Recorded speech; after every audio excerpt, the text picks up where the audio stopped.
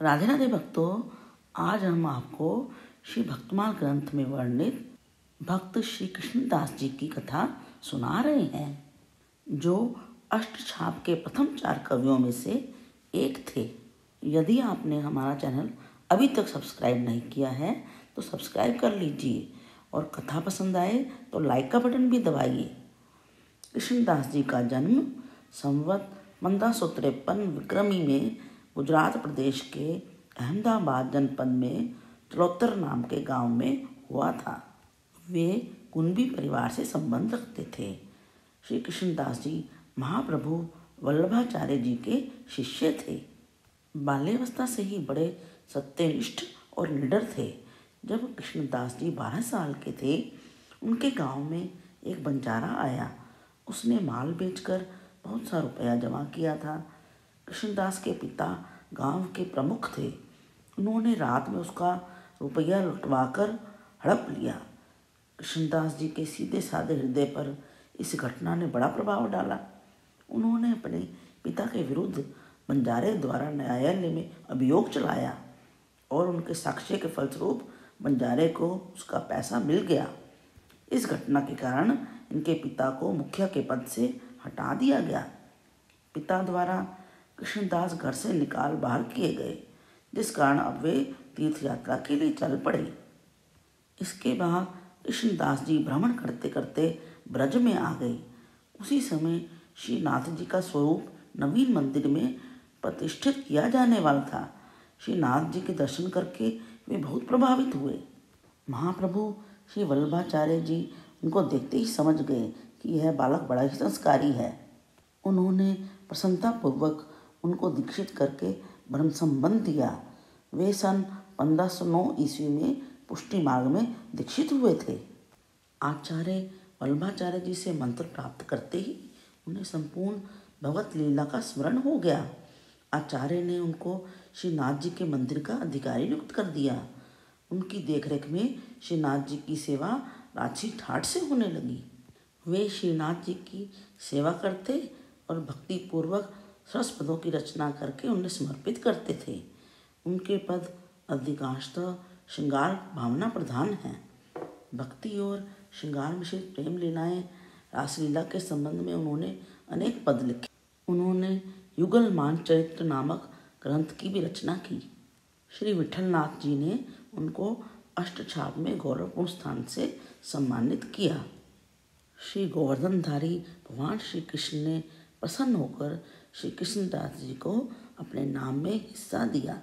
वे श्री ब्रज की रज को अपना परम आराध्य मानते थे। चित्त में उसी को सर्वस्व मानकर शरीर एवं सिर माथे पर धारण किया करते थे तथा चित्त में चिंतन भी करते थे। सदा सर्वदा श्री गोवर्धन जी के समीप बने रहते थे और बड़े बड़े संतों के सानिध्य में रहा करते थे। एक बार वे श्री ठाकुर जी की सेवा कार्य के लिए दिल्ली गए हुए थे। वहाँ बाजार में कढ़ाई से निकलती हुई गरम गरम जलेबियों को देखकर इन्होंने अपनी मानसी सेवा में ही उन जलेबियों का श्री श्रीनाथ जी को भोग लगा दिया। भाव आवेश में भगवान ने उसे स्वीकार कर लिया। फलस्वरूप जब मंदिर में भोग उसारा गया तो विविध भोग सामग्रियों में जलेबी का थाल और हाथ में जलेबी प्रत्यक्ष मौजूद पाई गई। ऐसे ही एक बार ये आगरा गए थे। वहाँ इनको एक वेश्या का अत्यंत मधुर राग स्वर से गायन सुनकर प्रेम के वशीभूत हो गए और उससे बोले कि क्या तू हमारे चंद्रमुख श्री लाल जी के यहाँ चलकर गाना सुना सकती है। भगवान के भक्त के दर्शन से उस वेश्या की भावनाएं भी पवित्र हो चली थी। कृष्णदास जी ने सोचा, यह अभिशापग्रस्त दैवी जीव है। यदि मेरे लाला साक्षात नंद नंदन को रिझाए उनके सामने पद गाए तो इसके भवसागर से पार होने में कुछ भी संदेह नहीं है। उन्होंने उस वेश्या से कहा कि क्या तुम मेरे बाल गोपाल श्री नाथ जी के सामने पद गाओगी। कृष्णदास जी के हृदय में वात्सल्य का सागर लहरा रहा था। वारांगना उनके अनुरोध को अस्वीकार नहीं कर सकी और उसने स्वीकृति दे दी।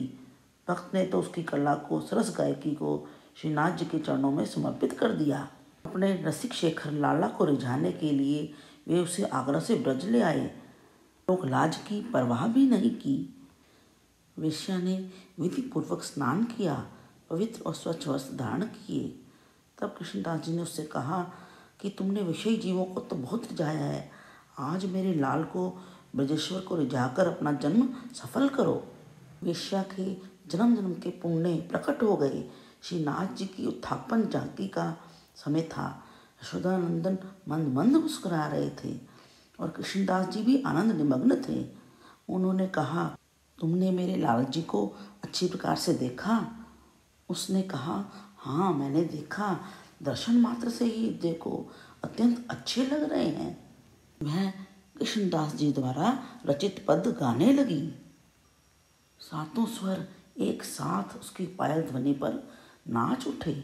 मृदंग और झांझ, वीणा और करताल के ताल तुक पर, लय यति पर और वातावरण के कण कण में रस भर गया। वारांगना की अधरामृत लहरी श्री नाथ जी के चरण खारने लगी। मेरो मन गिरधर छवि पे अटक्यो, मेरो मन गिरधर छवि पे अटक्यो, ललित त्रिभंग चाल पे चल के, ललित त्रिभंग चाल पे चल के, चिबुक चारु गड़ी ढटक्यो, चिबुक चारु गड़ी ढटक्यो, मेरो मन गिरधर छवि पे अटक्यो, सजल श्याम घन बरन लीन है, सजल श्याम घन बरन लीन है, फिर चित अनत न भटक्यो, मेरो मन गिरधर छवि पे अटक्यो, कृष्णदास किए प्राण न्यौछावर, कृष्णदास किए प्राण न्यौछावर, यह तन जग सिर पटक्यो, मेरो मन गिरधर छवि पे अटक्यो, मेरो मन गिरधर छवि पे अटक्यो। गीत समाप्त होते ही श्री नाथ जी के अंग से एक ज्योति निकली और वह वारांगना उसी में लीन हो गई। उसके प्राण भगवान की सेवा में समर्पित हो गए। कृष्णदास जी के लाला की रीझ तो न्यारी ही थी, जिनके चरणारविंद मकरंद के रसास्वादन के लिए त्रिदेव ब्रज में परिक्रमा करते रहते हैं। उन्होंने भक्त की मनोकामना पूरी कर दी। भक्त ने उपहार दिया था, उसको अस्वीकार करना तो कठिन ही था ना। श्री ठाकुर जी ने उसके जीवात्मा को अंगीकार कर लिया। वेश्या ने अपने हृदय में प्रेम भाव भर रखा था और भगवान भी प्रेम के भूखे हैं। अतः उसकी जाति पाति या कर्म पर दृष्टि न देकर उसके हृदय के प्रेम को ही अपने हृदय में धारण कर अपना लिया। एक बार श्री कृष्णदास जी श्री सूरदास जी से मिलने आए। पद रचना के प्रसंग में श्री सूरदास जी ने विनोद में कहा कि आप तो कविता करने में बड़े प्रवीण हैं, अतः कोई ऐसा पद बनाकर गाइए जिसमें मेरे पदों की छाया ना हो। श्री कृष्णदास जी ने 5-7 पद गा दिए। श्री सूरदास जी इन पदों को सुनकर मुस्कुराने लगे। पूछने पर बताया कि आपके इस पद में हमारे इस पद की छाया है। श्री कृष्णदास जी बड़े संकुचित हुए। श्री सूरदास जी ने कहा कि अच्छा, कोई बात नहीं है, कल प्रातःकाल कोई नया पद बनाकर आकर मुझे सुनाना। निवास स्थान पर आकर श्री कृष्णदास जी को भारी सोच हुआ, क्योंकि कोई भी भाव श्री सूरदास जी से छूता नहीं मिल रहा था। श्री कृष्णदास जी की सोच का निवारण करने के लिए प्रभु ने स्वयं एक अत्यंत सुंदर पद बनाकर श्री कृष्णदास जी की शैया पर रख दिया। जब चिंता में मग्न श्री कृष्णदास जी शैया पर सोने गए तो सिरहाने श्री प्रभु के कर कमलों से लिखा हुआ पद पाया। फिर क्या था, प्रातःकाल होते ही श्री कृष्णदास जी पुनः श्री सूरदास जी के पास आ गए और उस पद को सुनाया। सुनकर श्री सूरदास जी बड़े सुखी हुए। साथ ही यह जानकर कि यह पद तो श्री कृष्णदास रचित नहीं हो सकता है, इसी तो श्रीनाथ जी ने बनाया है। श्री सूरदास जी ने इसे श्री ठाकुर जी का पक्षपात बताया। श्री ठाकुर जी के इस पक्षपात पर श्री सूरदास जी रूठ गए। उन्होंने मंदिर में कीर्तन की सेवा बंद कर दी। तब श्री ठाकुर जी ने उन्हें मनाया। फिर तो भक्त और भगवान के हृदय में परस्पर प्रेम रंग छा गया। अंत समय में श्री कृष्णदास जी फिसल कर कुएं में गिर गए थे और उसी में उनका शरीर छूट गया। यद्यपि भजन के प्रताप से इनकी तत्काल दिव्य देह को प्राप्त हो गई थी, परंतु लोगों के मन में अकाल मृत्यु की आशंका थी। इस आशंका से रसिक जनों के मन में बहुत दुख था।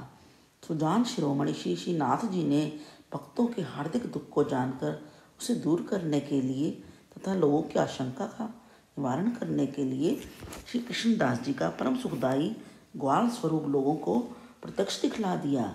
श्री गोवर्धन जी की तलहटी में कुछ ब्रजवासियों को देखकर दिव्य देहधारी श्री कृष्णदास जी ने कहा कि आगे श्री बलदाऊद जी गए हैं, उन्हीं के साथ में पीछे पीछे मैं भी जा रहा हूँ। आप लोग श्री गोसाई जी विठल नाथ जी से मेरा प्रणाम कह देना। तदुपरांत श्री कृष्णदास जी ने पृथ्वी में गड़े हुए एक धन का पता भी बता दिया, जो उन्होंने पूर्व शरीर से सुक्षार्थ पृथ्वी में गाड़ के रखा हुआ था। ब्रजवासियों ने आकर श्री कृष्णदास जी का सारा वृत्तांत गोसाई श्री विठल नाथ जी से निवेदन किया और पुनः निर्दिष्ट स्थान को खोदा गया तो वहाँ पर धन भी मिल गया। इससे सबको विश्वास हो गया कि निश्चय ही इन ब्रजवासियों को श्री कृष्णदास जी मिले थे। और दूसरी बात यह है कि श्री कृष्णदास जी की अधोगति नहीं हुई है, वे भगवान की नित्य लीला में शामिल हो गए हैं। अगर आपको यह कथा पसंद आई है तो लाइक करें और अपने मित्रों के साथ शेयर भी करें और जल्दी से सब्सक्राइब का बटन दबा दें। कमेंट्स में बताएं कि आप और किस भक्ति कथा सुनना चाहते हैं। अब हरे कृष्णा महामंत्र को बोलकर अपनी वाणी को पवित्र करते हैं। हरे कृष्ण कृष्ण कृष्ण हरे हरे, हरे राम राम राम हरे हरे।